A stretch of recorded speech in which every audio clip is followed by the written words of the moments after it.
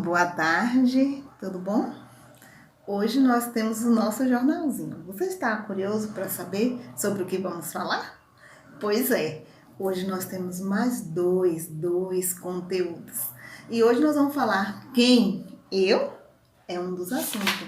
E também o outro assunto, a luz que brilhou na África.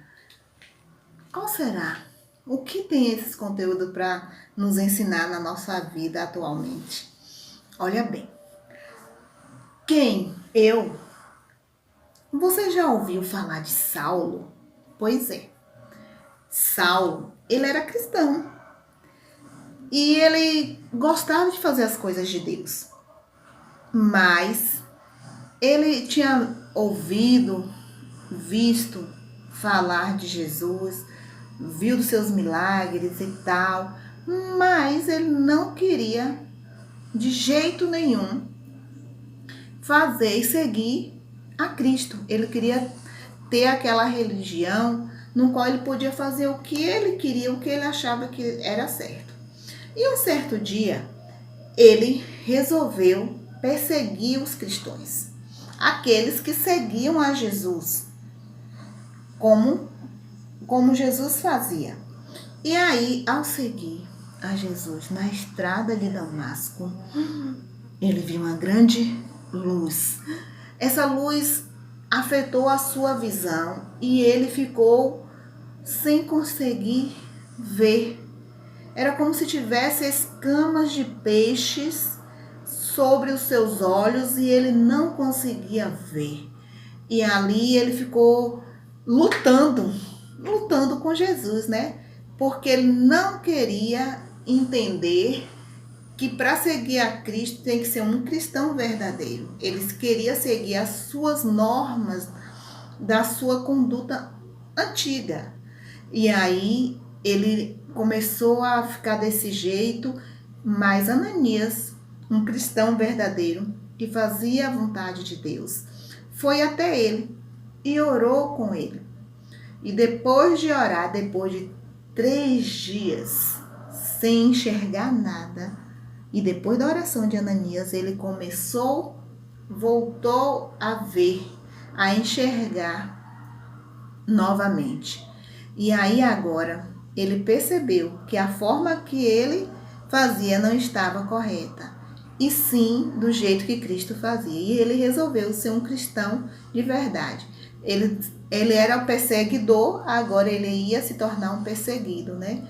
Porque outras pessoas não iam acreditar. Mas ele acreditou e confiou naquela visão que ele viu e começou a servir ao nosso Deus com suas verdades na Bíblia para fazer a vontade do Pai. O outro conteúdo do nosso jornalzinho é A Luz que Brilhou na África. Vem contando a história de David. É uma história que eu não sei se você faria isso. Estudar, se dedicar ao serviço de Deus, somente a serviço de Deus, como Saulo fez, que até seu nome mudou para Paulo, né? Então todos conhecem hoje ele como Paulo. Ele escreveu muitos livros. Já A Luz que Brilhou na África é de David, né? E fala que ele nasceu na Escócia em 1813. Criado por um lar cristão, amava a Bíblia desde criança. Com a idade de 9 anos, ganhou um Novo Testamento. E agora ele começou a ler. Ganhou o prêmio por ter decorado o Salmo 119, que é bastante grande. Vocês podem olhar aí na sua Bíblia e veja o tamanho do Salmo 119. Ele decorou todo o Salmo 19 e ele ganhou um prêmio por conta disso. Com os 10 anos ele começou a ajudar os seus pais. Ele estudava a gramática e fazia trabalhos numa tecelagem para ajudar os seus familiares com 10 anos de idade. Com 20 anos, ele recebeu seu diploma, né, licenciatura da Faculdade de Médicos e Cirurgiões. E aí ele começou foi para a China. Lá na China ele recebeu o chamado de Deus que deveria ir para a África, mas ele veio para o Rio de Janeiro, mas ele falou, né? As palavras dele foram essa. Após as palavras ele disse: eu irei imediatamente para a África. Lá, por conta, lá ele sofreu algumas enfermidades. Aqui fala bem assim: iniciou-se então a aventura no continente africano, que durante 40 anos David ficou doente 31 vezes por causa da febre da África. E teve um encontro, sabe com quem? Com um leão. Ele teve um encontro com um leão, que resultou em um ferimento que não teve cura, né? No seu ombro, que nunca sarou completamente. Mas acima de tudo, ele foi uma luz onde ele passou.